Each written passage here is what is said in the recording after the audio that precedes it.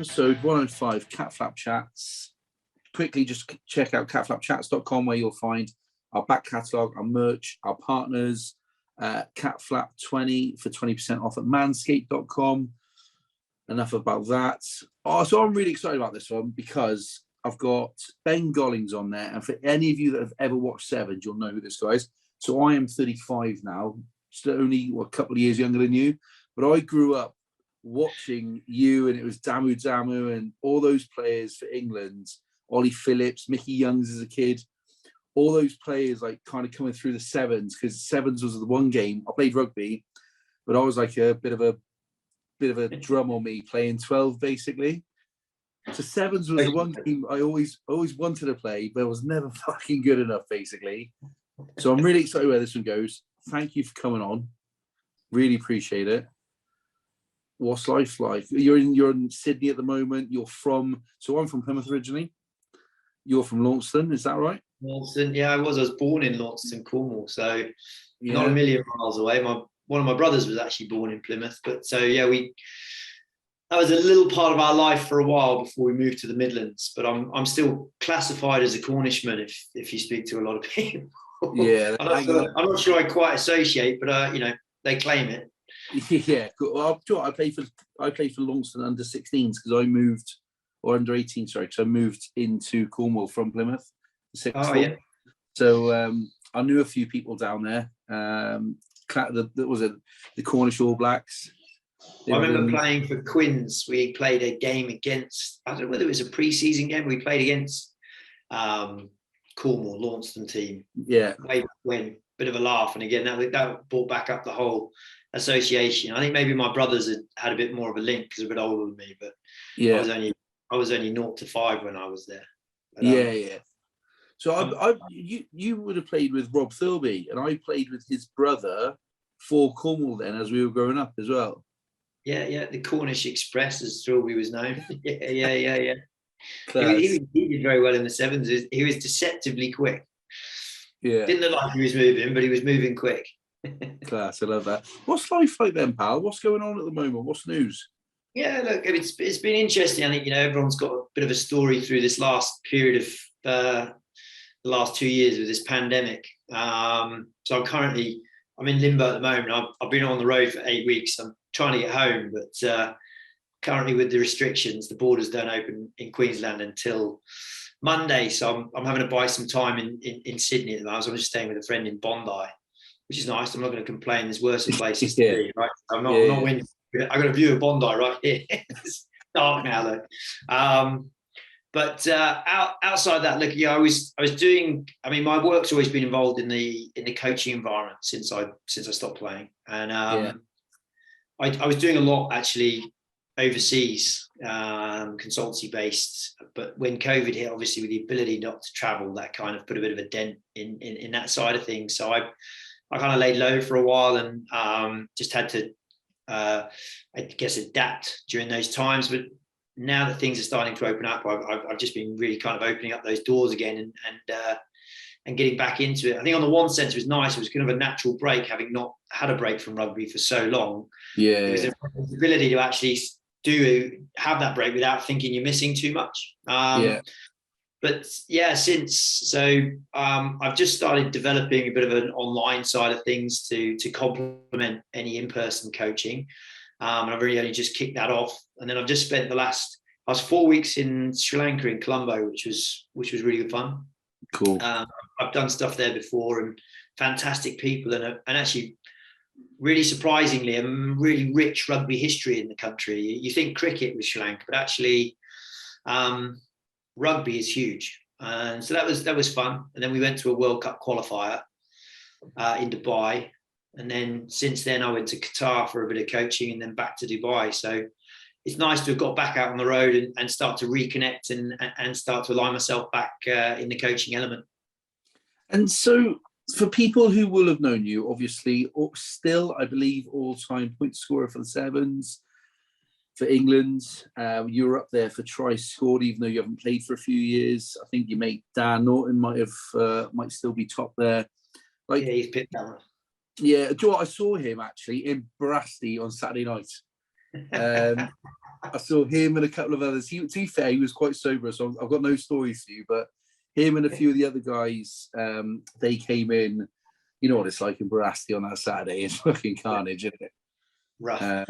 Yeah. It's busy. I know. So I was with a couple of the Ireland team, and they went straight from there to the airport. I was like, how the hell are you doing that? That is brutal. Absolutely brutal. I think a few people just want to let their hair down. They've had a busy 2 weeks, didn't they? So I don't blame them. Yeah, of course. Yeah. So like, you know, this time you've had off now, like, have you managed to like sort of kind of look back at that, or had you already done that and sort of reflected on that career? And when you do look back at it, like, is it pride? Is it happiness? Do you miss it? Like, what's the feelings when you've had so much time to think about it that you get? Yeah, I mean, I do. I miss the playing. I miss the environment. You know, Sevens was quite special in that regard. When you're traveling a lot, you're in those kind of spaces with other teams, and then, you know, there's some fantastic arenas that you play in with very different crowds, if you know what I mean. Like the 15s is still fantastic with full crowds, but when you get crowds with fancy dress and going nuts, it's just a different feel, different spectacle. So from the on-field stuff, it took me a long time, I think, to detach. Like, I really did miss the playing. I wasn't kind of quite ready to stop. And so, you know, I admit it did. But now looking back on it, the last few years is, yeah, I for a while there, I kind of put aside what you achieved in rugby. And I think you know, you don't want to be, what should I say, boastful about your achievements. But I think also, you know, it's good to recognize what you've done. It's a good way of reminding yourself of all the work you did. And so, you know, I do look at it now, and I think I actually surpassed that record in 2005. So we're a few years off it, being a 20-year-old record, which, you know, is not a small thing in terms of records that are around at the moment. So, and there's not anyone really close. So we're intrigued to see if it'll stand the test of time or not. But it is really, and I spent a bit of time kind of doing quite a bit of personal development during that period, but more so to also supplement the coaching side of things and create this awareness that, you know, as a player, it's different to when you're a coach. So it's been nice having that kind of balance and time, and hence why I'm really eager now to really just get stuck in. Yeah, of course. Well, look, I hope I get this right. So did you finish in 2013? I finished around there. I finished with England around 2011-12, and then I did another season. Cool. I did another season of playing in the UK, and then pretty much stopped after that. So you're looking at 9, almost 10 years, right? 220. I've got 220 tries for you. Bearing in mind you haven't played since then. Dan Norton's obviously top 354, but of the players, like, look at your points total now. So 2652. Tomasi Thama, I remember he was class. Loved him. Fucking brilliant. For New Zealand. So of the players who are still playing, Dan Norton's top 1784. Like, that's almost like 900 points away. And Dan's not a spring chicken anymore. Like, I can't see it. No. So he's fourth. So there's you, Tomasi Thama, Nathan Hirayama. Oh yeah. And then him, Tom Mitchell, South Africa, Collins Injera, like the names who are still playing, I suppose. You're miles from it. I don't know if it'll ever be beaten. Yeah, I mean, it is. It's interesting. Like, I do look at it, and I have to say, I was nervous that Tomasi was going to pass out. He was still looking pretty strong when he eventually hung up the boots. But no, I mean, it's going to take a good innings from somebody to give it a good crack. I mean, they do play more rugby in theory consistently nowadays, but also the way in which they manage things is different. And obviously the game's moved on. So I always say it's there as a target for someone to try and take, but I'll happily hold on to it for as long as possible. I actually thought South Africa was one I'd tip that could have pushed for it, but kind of teetered off towards the end, thankfully. You think like 70 different tournaments over 345 matches. I say like Dan Now's 459 matches. Like, to be able to have that durability, right, in sevens, and I'd love to like understand your journey into the sevens in a bit, but to have that durability to be able to play at that level for that long, and you mixed it with a bit of 15s across the world as well. What was it that enabled you to be able to just stay at that level and stay, because you were a mainstay of that team, you were pivotal in the way that they played. There's a core group of players, and then there would be other people that come in now and again based on injuries or whatever that might be. What kept you there? Sure. I would actually say that 15s played a big part in it. I'm not sure if I could have done what they do now, which is just full-time sevens. If it's something that you don't know any different, you question it. But I was thankful I played 15s the whole time. It kept me fresh. So what I really used to like was the fact that we'd be playing in the English Premiership, and back then fields weren't quite as nice. You go down to Kingsholm on a wet, cold, muddy winter's evening, and it was pretty rough. If you're in the outside back, you'd be lucky to touch the ball. I'd have been better off just chatting to the crowd back then. And so you look at that, and you get to like week 3 or week 4 within the month, and then you knew you had 2 weeks of sevens, and it was like this release to go to a hot country and go and play some sevens, have some space on the field. And that's something I just used to cherish, because I'm not the biggest guy, but in open space, I had the speed, I had the skills. But then you come back and you were refreshed again for another 3 or 4 weeks of sevens and 15, and you had this kind of, what I quite enjoyed is the tactical change. It's the way you played. It was more around tactically how you adapted, as opposed to, for me, physically. The fitness side of it was the same for both, if that makes sense. And I think the benefit of playing 15s was because you were playing week in, week out, it made you quite robust. So I think in terms of mentally, the two games complemented each other. I think physically they complemented each other, because you could last the war of attrition, which is part of the key when it comes to getting through a sevens tournament. You've got to be able to play with those knocks, those bumps, and ultimately you've got to get up on day 2 and perform in the important ones with all of that. So, again, 15s wise, you Harlequins, Newcastle, Worcester, Sunnybank, Tasman, Toyota, and then Gold Coast, a couple of other teams. Was there at any point when you were coming through where you were getting friction from the 15s or the 7s to not do the other one? Because you were a star asset in the 7s, but the 15s, there were probably quite a few stars in each team. And then you'll just be kind of jetting in, play for a few weeks, jetting off again. Did that cause friction at all? No, in the early days when we were playing, I actually got held back on a number of occasions from going away with the 7s, because the clubs kind of, obviously they had first priority over you.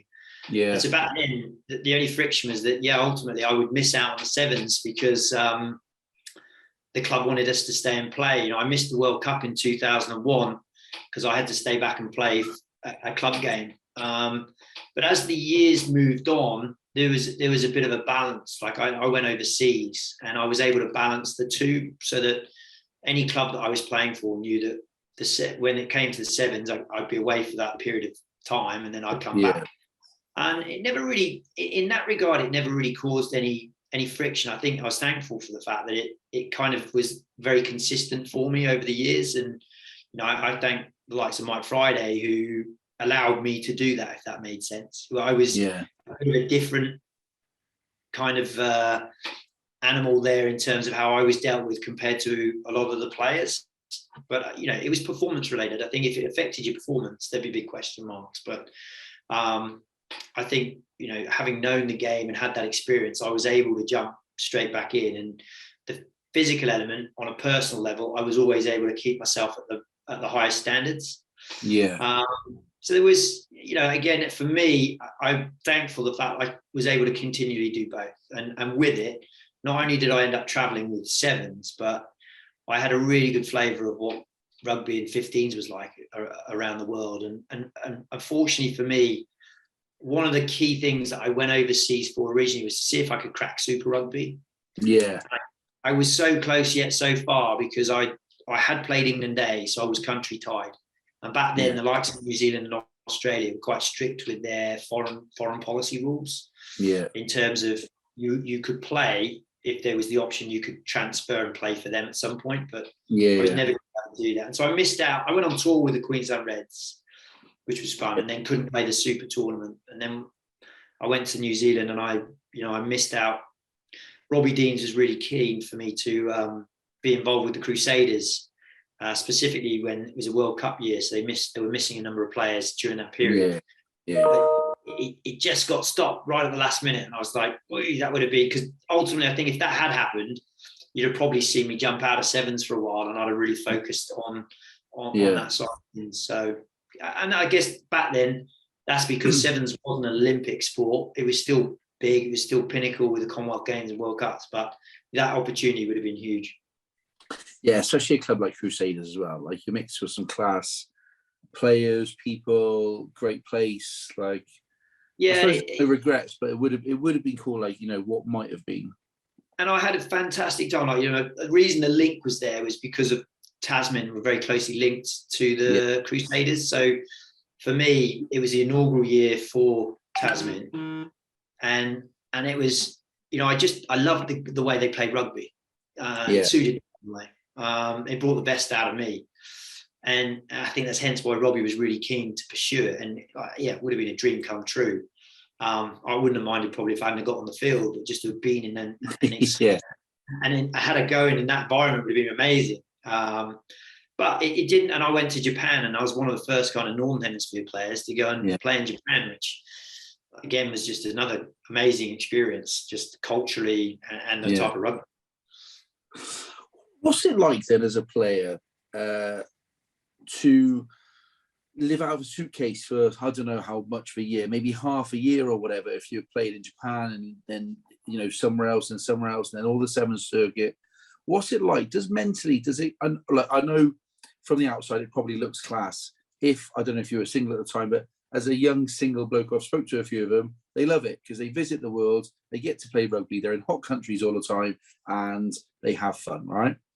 But mentally, like, that must be quite tough, just going from pillar to post all the time and quite draining at times. Yeah, I mean, there was a bit of a tagline I used. It was like, if I have boots, I'll travel type thing. Like, that was me in a way. But I mean, actually, I had family quite young. I've got a 19-year-old boy now and a 17-year-old, and then 7 and 4 and 1 on the way. So I always had to kind of balance family and that travel. I think on the one sense that's okay. They know it's what you're doing, it's your livelihood. But it does, like you say, a lot of people say, well, that looks really glam, and they're like, oh, you've been to all these amazing locations. I was like, well, you know what? For the first 7 or 8 years, I know those places based on a hotel, training field, and a playing field, and the buses that used to take us, and then the airports. I said we didn't really see. It was only, having been to these places for a long time, we were able to then explore a little bit more and kind of see what else these places had to offer. But that's kind of there. You're there to do a job, if that makes sense. So it does get tiring, but at the same token, I think a big part of me, and hence that's why I've still been doing it since, is that travel. I love travel. I love seeing other places. I love different cultures. I like all the different foods, actually.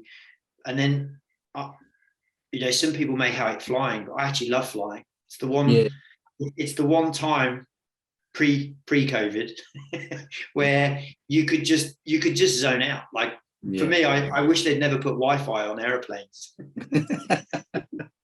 because it's the best excuse as to why you're off air for 14 hours or whatever it was. But for me, it's a chance to just really switch off. So when you were playing, there were times where it would drag a bit, and you get those times where you're delayed and you spend hours upon. I dread to think how many hours I've spent wasted in airports or hanging around, and that's a general test for you and the team. But we actually left one player behind at one year, which was quite fun. We didn't genuinely leave. We'd had a pretty long trip, and we took his passport and told the person to hold it for as long as possible. The thing is, though, if you're away so much together, the same as, like, you might get a squad here now. Like, I think Six Nations earlier this year, there's a big thing with people like the Wales squad. They had a bit of a dust up in training. that happens all the time, but you don't rarely the public ever see it. That must happen when you're spending all this time together, 12, 14 of you, non-stop, like, because there is no release when you're away. You've either got to get it sorted there and then, or it just fucking festers, and that can kill a squad. Yeah, and it's hard as well, because you've got the banter and stuff can be great, and in one sense, if it's pitched at the right level, it has a really good way of bringing people together.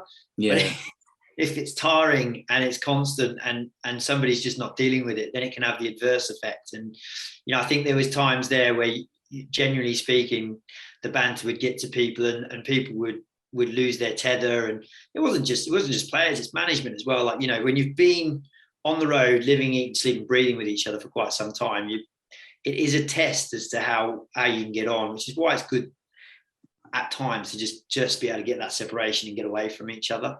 But it doesn't, and that's the same with other teams, to be honest with you. When the difference with sevens is you live, eat, sleep, and breathe with the opposition, and then you got to go and play against them. Yeah. So it's an interesting balance, but it's natural that often there'll be a few fuses lost, and then break up and make up, back. Kiss and make up. Well, who are the teams that you liked hanging out with then? Like, who are the players that you'd see every week, and actually they were sound even though you were playing against them? Yeah, one team I was really close with was the Samoan team, partly because John Schuster, who used to coach them, I used to play with for Quins way back when. Yeah.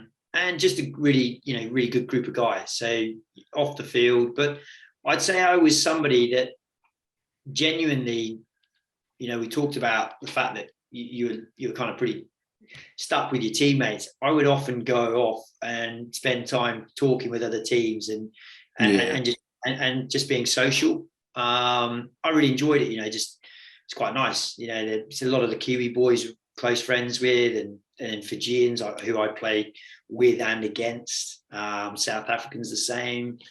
Across all the teams, really, Australians, French. There's a good number that I genuinely were good mates with and would connect with when we were away.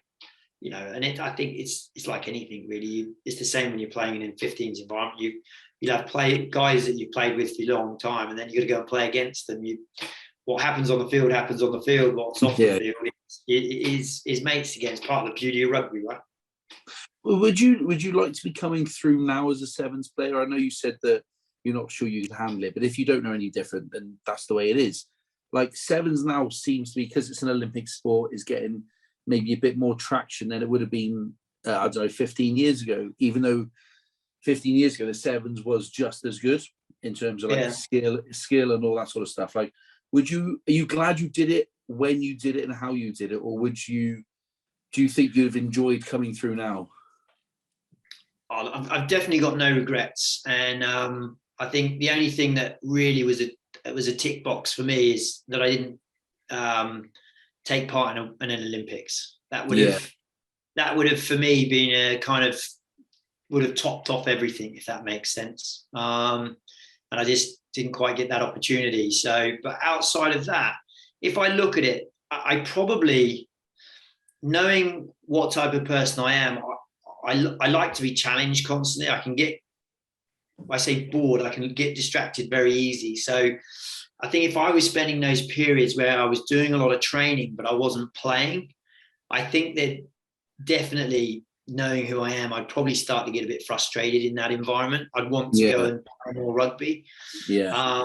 I never had that as much, other than the 1 year that I did full-time sevens. And that was, partly due to the fact that in order to keep myself playing, it was better to just not smash my body up constantly.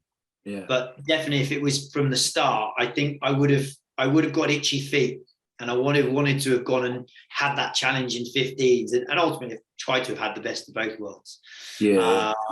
And that's, again, for some players, that's very different. I think they're very fulfilled and happy with the challenges. Like I said, it is a busier calendar, but definitely for me, I'd love to be training and playing every week, as opposed to 2 weeks of playing, training block, 2 weeks of playing, training block, if that makes sense. Yeah. Would you not, like, I would imagine though, like, so say you're playing, just come back from Dubai, right? So you're playing the Dubai Sevens. There's 2 tournaments back to back. So you've had 2 weeks in the sun. You come back there and you're at Newcastle, Harlequins, wherever, right? Pitches aren't great. It's a bit of a slower game. You got 4, the old school fatties are the forwards. They're in the way. They're ruining. Would you not get frustrated with that? Because I think I would be a bit like you. Like, I would have loved playing both and best of both worlds. Get to travel the world, but still get to come and do this. But that is free flowing. Not do what you want, but it's just fast. And like, I started playing rugby league a bit, and I loved it because it was just non-stop. Union then is just at times very fucking slow. Did it not frustrate you? Is it just give me the ball, let me do something? Yeah, look, it did. There were times, but I think what people noticed was you'd come back from those sevens and you'd have this spark, you'd have this kick in your step, and people would notice that you were doing things that people weren't doing. And that's partly because you'd kind of had that outlet through the sevens. And it was noticeable with quite a lot of players that would go away, especially outside backs who suddenly were taking their players on one-on-one, or they were looking forward and getting more involved. But yeah, I mean, 100%. There were times whereby I'd be looking at the clock going, really? We still got 20 minutes to play of this half. Yeah. Can we get a riddle on, ref? Just blow it early and we'll go. No, but there were times with that, definitely, especially in the Premiership, because there were some pretty dull games. I mean, it's nice to see where the Premiership's at now. The game is so much more open and flowing. And again, for a player like myself, I probably would have suited that style of rugby now, as opposed to the kind of real grind that we used to get. But again, I know. No real regrets in that regard. What was your route into rugby then? So I would imagine it was probably different to what the guys would go through now in terms of academies and getting picked up. I know you did the Students' World Cup and they do that still now, and there might be some similarities, but I can imagine there would be some differences as well. Yeah, I mean, really, back then, when did the professional went 96, didn't it? And I was involved in 99. So really, there were no such things as academies. There was like the under 21s. Yeah. It was very different. It was not really associated with your top teams at all. And my route in, funny enough, was at 16, we played the Roslyn Park Sevens for my school. And my school at that point was not a big rugby school, and we'd never participated, and we ended up winning it. Yeah. And it's funny how much sevens has played a part in my career, because it was that got me spotted by 2 or 3 talent scouts back then, as they were, that came up to me after and said, would you be interested in, when you finish school, coming and playing for us? And I was like, wow, okay, this is starting to be a bit more real now. Yeah. And they kind of said, look, we want to keep talking to you, we'll keep you in contact, so that, 2 years down the line, they want to try and serve me to go to their club. And that was my route, really. I then played England 18s and 19s, and I was at school. In my last year, I was kind of like semi-professional with Gloucester. Yeah. But then Gloucester had a bit of a change in coaching staff right when that was finishing. And so I decided to go from where I was living in Bournemouth and drive up the M3 to Quins, where I was on what you'd say was a junior contract, but I ended up very quickly getting pulled into the first team and the main first team squad. Which was good. I mean, back then, geez, the team that I was involved in were guys that you looked up to when you were younger, watching them play in awe of what they did on a rugby field, and then to be running around them was pretty special back then. But definitely not. I definitely didn't have the academy side of things. It was the old school, clean the boots, wash the kit. Kids don't appreciate that nowadays. If they're drinking, I've got a drink. Yeah. I've had a few players on who are, finished playing a couple of years ago, and like the stories that they tell about, like, you just wouldn't get away with some of it nowadays. Not even that it's that bad, but someone would just complain. There's social media, there's phones around. Just not this. It's obviously far more professional now. It just wouldn't get away with it. yeah, the old schoolism's really gone, if that makes sense. And there's probably some good side to it, and there's probably some not good side to it. I think nowadays drinking and socializing is a big topic. I think the key to any of that is just how you manage it. If you take it too far, you're always going to end up in trouble, whether there's a camera or not. But if it's kept at the sociable element, and then it's a lot more. And it taught you in a funny sense, when there was either a kangaroo court or you've had a big session. You just knew you got to front up the next day. It kind of created a no excuse mentality. It's not that I condone it. It was part of the sport, and people. I think people don't understand. You need a release at times. You're on, and it's just the opportunity to just come back down again before you got to go on, ready in that kind of performance mode. I think there is still a couple of clubs that are trying to hang on to that a bit. There's Saracens. I think Exeter, they have the bus trips back from games, don't they? Just to be able to have a few beers and stuff. So I think some of it is still there, but I agree with you. Like, you've got to manage that and just be careful what you're doing now. You can't just go flat out like maybe back in the day. I mean, in the sevens, again, it was nice. You played, they'd always have like a social event afterwards. And there was a couple of speeches and all the rest of it. A few awards handed out, but ultimately you'd thrashed your body for 2 days, and the chemical concoction that was going through my body just to keep me moving and so it's just nice to then be able to have that change up of have a beer, talk to the opposition, have a bit of a laugh, and just bring it back down again. And that's that release before you get on a plane, you fly across the rest of the other side of the world, and you got to go and start it all again. And I think it's kind of gone out of the game. And I think it's sad because it's a nice way to socialize and get to know the opposition at the same time. And again, as long as it's done smartly and not stupidly. Yeah. Do you remember your first England tournaments? So what's your memories of your early England sevens days? Yeah, I mean, it's funny as well because sevens was back then. Everybody would say, "Oh, sevens was not very physical," and it was kind of the least physical game. I'd argue differently. There were more fights in sevens back then, bigger fights you've ever seen than what you'd ever see in 15s. Like my first tournament was in Paris, and again, I was only young, 19, I think at the time, 19, 20 tops, playing with senior players. And I just remember playing against Samoa and all of a sudden, like the Samoan, I think, like hit one of our players or gouged him in the scrum, and the next minute the hands come round and bang straight in, and all of a sudden it's just and I'm kind of standing there as this young lad with the ball in my hand going, guys, can we just play sevens? I know I'm not going to win a fight, especially against you Samoans. So it's just surreal. But I mean, there was some crowd. In Chile one year, there was literally, they had police on and everything against Fiji and New Zealand. It's hilarious. The real rivalries back then were immense. So that was my kind of recollection of my first tournament-esque, if that makes sense. Yeah. And then in the first years as an England team, we were finding our feet, if that makes sense. And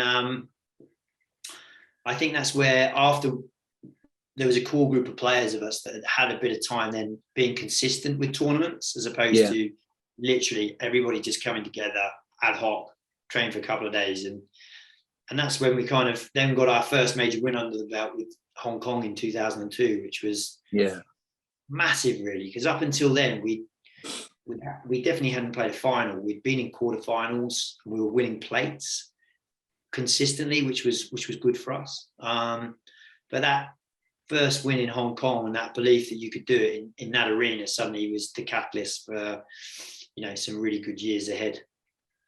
And you've won a few tournaments. And what is it though about, like, so I was looking earlier, like yesterday, at the like the tournament wins and stuff like that, right? In England, in terms of like tournament wins. They're always in that top 6, right, of most consistent teams, but never quite across a season, quite in the top 2 or 3, say, right, regularly. What is it about, I don't know, New Zealand or Fiji, specifically those two, because they've been the 2 dominant teams for the last, I don't know, 15 years. South Africa have stepped in and out of it. Like, what is it about those teams and the players they produce and why they're so good at sevens, and also how they're able to transfer those players to the national 15s team as well? Because England don't do that. No, we used to. We used to a lot more. So when I was playing, 99% of the players had either been capped or gone on to get capped or were playing regular 15s in the Premiership, if that makes sense. That's where the players were coming from at that time. And you could ring off a lot of the England players that went on and played for England. Yeah. I think when the game went full time, it was a different focus. There was a focus on, they got a different type of player in that was going to stay full time in sevens. And there wasn't so much of an emphasis to put them in a pipeline to the national team, if that makes sense. Yeah.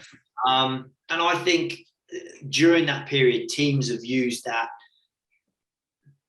depending on which nation, differently. South Africa have always been quite good at pushing players through, but keeping a really good squad together at the same time. Abundance of players. And I think, just to come back to your question about New Zealand and Fiji, genuinely speaking, I just think the talent pool and the way in which they go about rugby just put them at a huge advantage. And they just had players in abundance of quality, and the New Zealand team was, just a factory for creating All Blacks back then. And I think partly as well with the way in which they performed and the standards that Gordon Titchins set was kind of the benchmark for other teams to catch up to in terms of their conditioning, which was what kept them consistently winning a lot longer than other teams. We all cottoned on later on. And then Fijians, again, you could go to an island and pick any 7 Fijians and they wouldn't do half bad on the World Series. Not saying they might go and win the tournament, but they'd compete. And that's just purely because they're just such natural athletes, and they understand the game differently. They have this different connectivity with each other as players, and this understanding that it just is created through that, I believe, that kind of community that they have and the way in which they grow up, just running around on a beach, throwing a ball or whatever they can actually create as a ball. It's just that. And there's kind of no coaching going on. So they're just learning this unbelievable ability to make decisions and kind of be risk averse, if that made sense. They're very happy to just take as many risks as you like. And I think that's probably where it's at, and where Fiji have just become even more consistent now is they've added that kind of discipline and that high level of conditioning that has just taken them to another level. And I think it generally is the caliber of player and the understanding. Like England, we had a high caliber of player playing in our day. The game's changed. They've now become full-time players. They're a different caliber within their own right, within the sevens realm. Do you reckon that you'll see like less people then transferring, especially in England, from the like sevens into 15s or vice versa? Or do you think in time it'll go full circle and maybe more will make the transition? I think we'll start to see a shift where you'll have your core groups and your key programs, but I think you'll have a shift where there'll be players coming in and out. France have started to do it. They've used their program to bring through some quality players into the 15s. And sevens does create that environment that's, one, very professional, two, it's a high pressured game of rugby in some pretty high pressured environments in the places you play. And that is a good learning ground to step up when you're playing test rugby and or professional 15s at the same time. So I think it comes down to the ambition of the player, but certainly I think there's going to be a balance. And come big tournaments, teams may identify 2 or 3 15s players they want to really push within the sevens realm to bolster that team during that particular competition. Well, I think it's not for everybody, but there's certainly players that you definitely give a crack to. New Zealand seems to be quite good at it. You look at like Sonny Bill going back. Now, whether he was the best, but he brought people and he brought headlines. But he went back to the Olympics. Caleb Clark has obviously had an amazing test introduction, and now he's back in the sevens fold. Like, they seem to be able to do it quite interchangeably, and it doesn't really affect the team too much. Right player. I think it comes down to the quality of the rugby player, right? Yeah. Like I said, I think there's certain positions that just do not cross over. They don't transfer. Yeah, of course.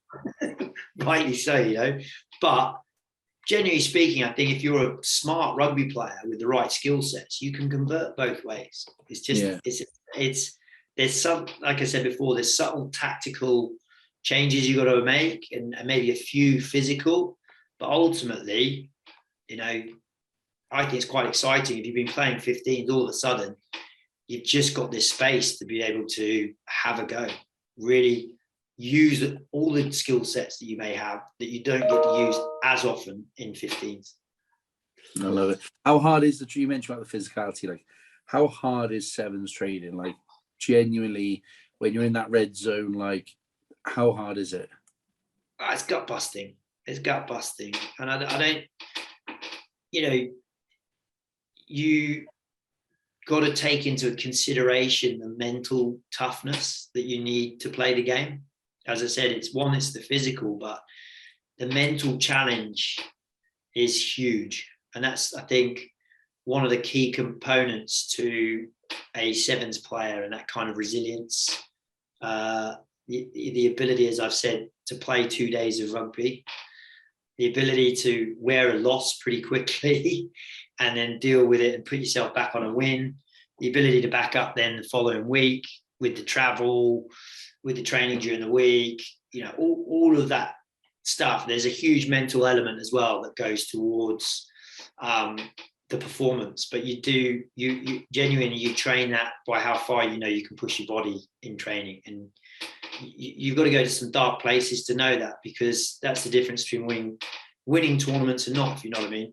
For a very long time, New Zealand just were able to go to a completely different zone and place that teams could not compete with. Now that's very much different.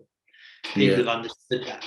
And the difference between wanting to make a tackle is mentally whether you're going to push yourself to get there to make that tackle or not at times. And those can be the difference between winning and losing. So, the war of attrition on your body is hectic. And sometimes you get to a final, and I got to say it's different now. There's 7-minute finals. I'm not going to take it away. I never played in that. And again, the game has changed. But for us, you'd played all that rugby and all of a sudden you've got a 10-minute final to play.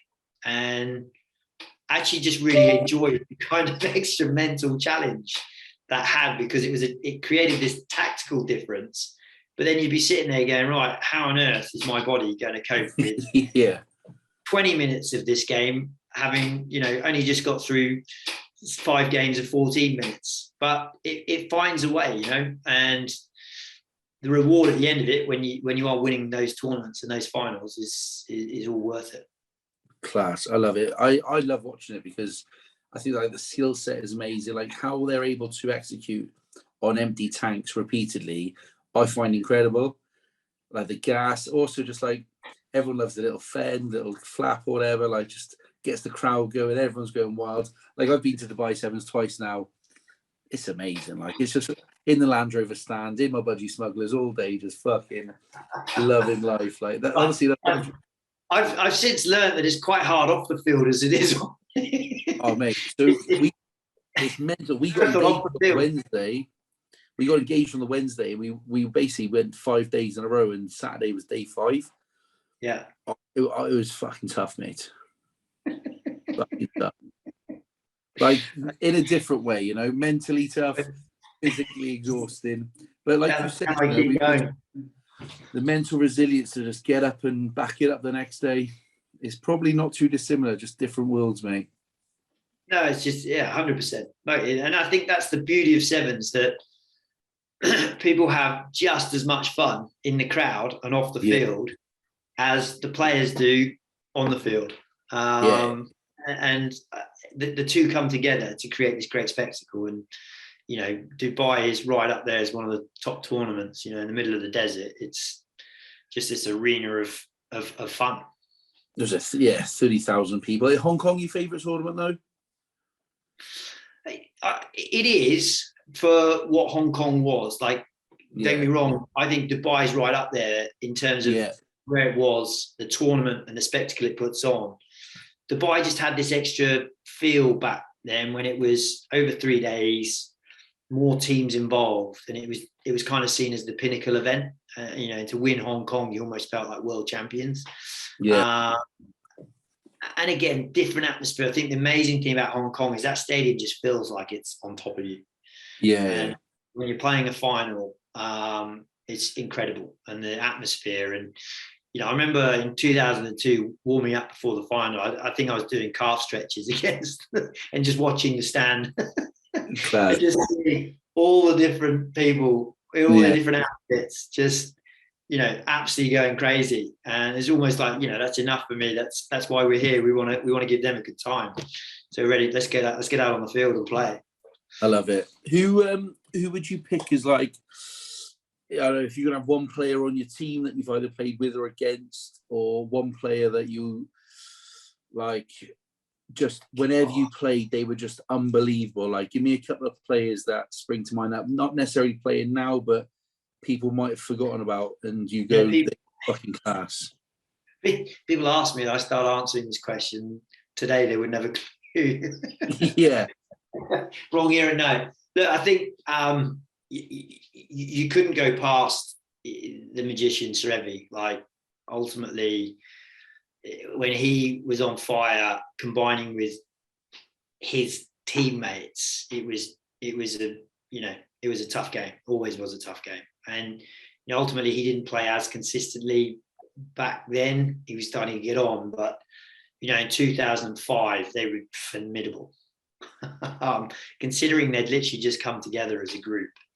And some of the guys that played with him, like Bill Satala, another guy, just... I remember him. I used to play with Bill at Harlequins, and just ridiculous on a sevens field in terms of the size of the guy, the way he moved, and 100% would want to avoid him at all costs, because you'd come off second best in the tackle. But then, back then as well, there was the likes of Eric Rush, who were just another level of focus and commitment and competitiveness.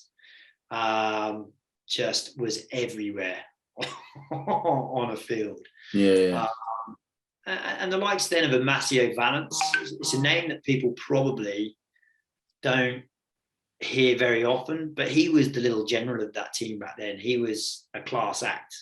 And as we move forward, there used to be a winger, Fabian Jures, used to play for South Africa, who back then was just like lightning. It was a Samoan guy. Was it Pessamina? So Michele Pessamino was slightly later, kind of that 2010 era, but he shot onto the scene and was just unstoppable with his pace. I remember. But with the Samoans, we used to have fantastic battles with there was Lau Louis and Wally Mai, who were amazing 9-10. The engine room back then for the Samoan team, and the battles we used to have were ridiculous. that core group of players. So and then within our own team, where do you start with?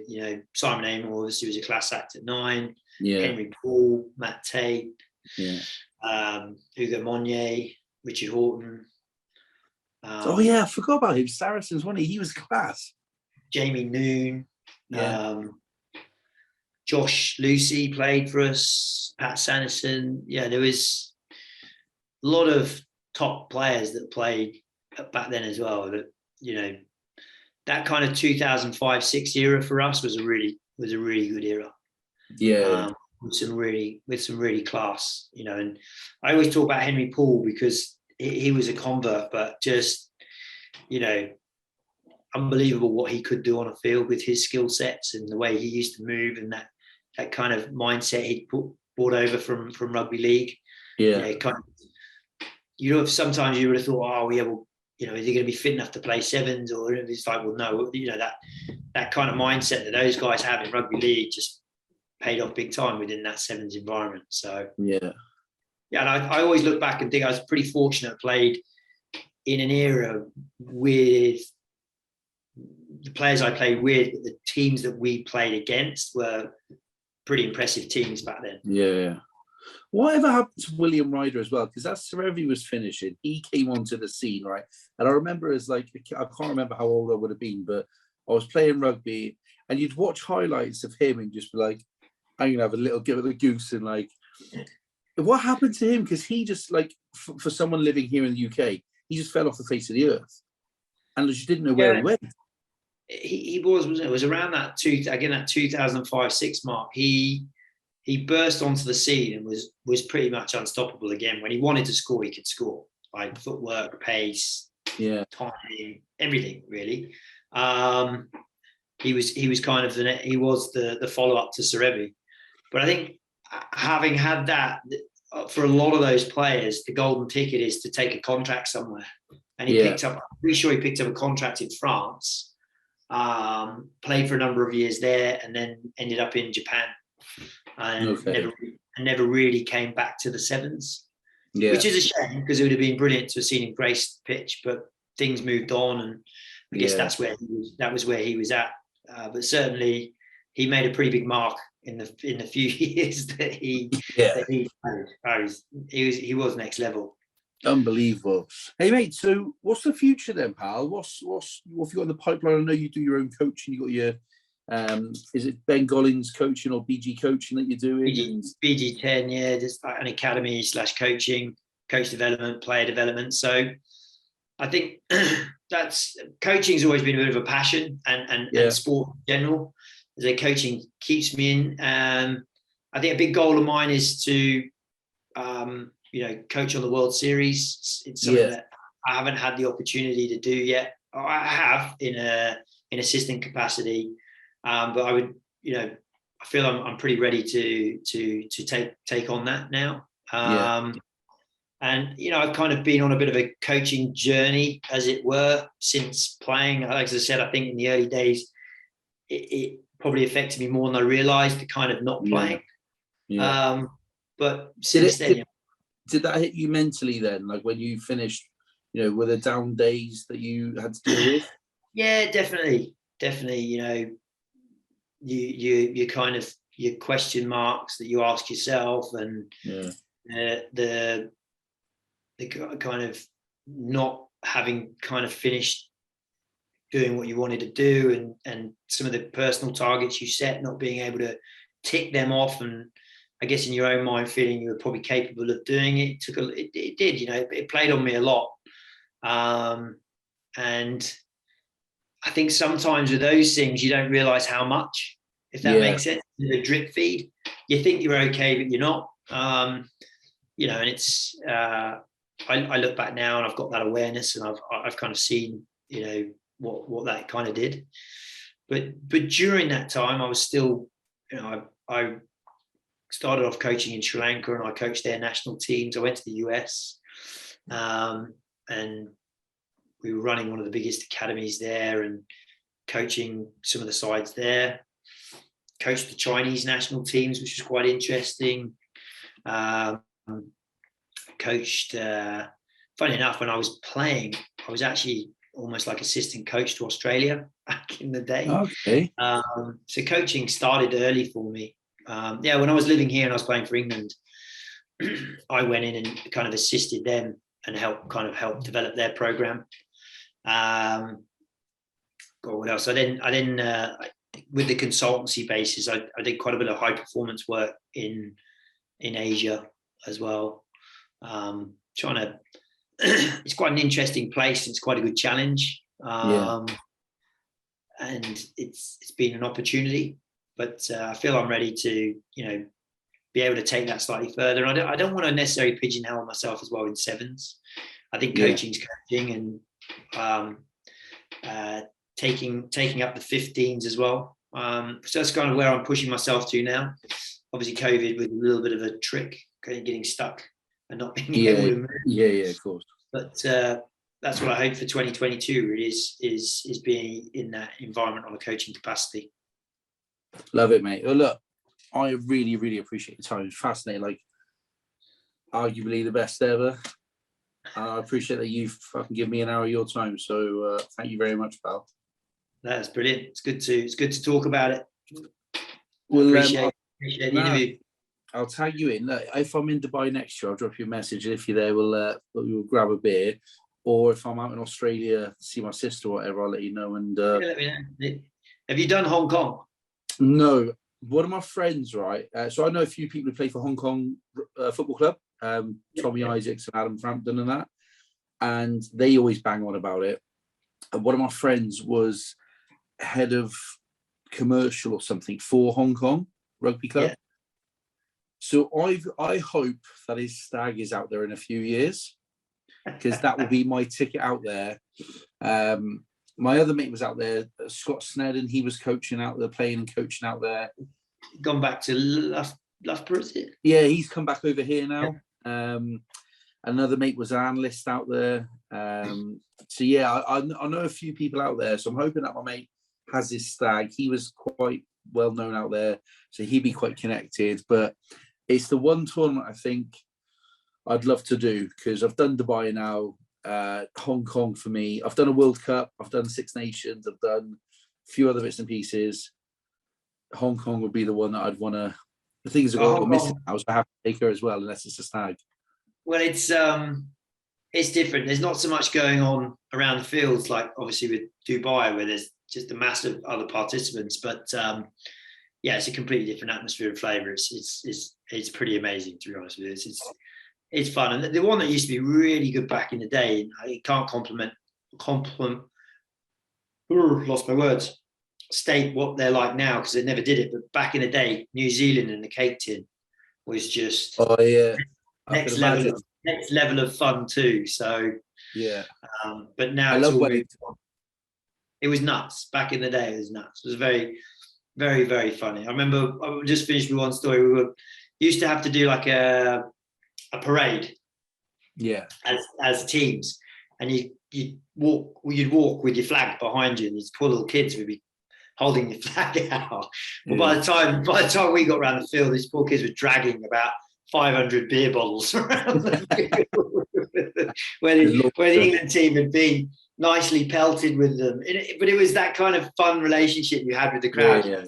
That love-hate relationship. It was just, look, it's those were the days. It's moved on. It's brilliant. Class. Hey, thank you so much, pal. I look forward to seeing where you go. We'll tag you in this and keep in touch, mate. If ever you're over here, let us know. If I'm over there, drop you a line. Will do.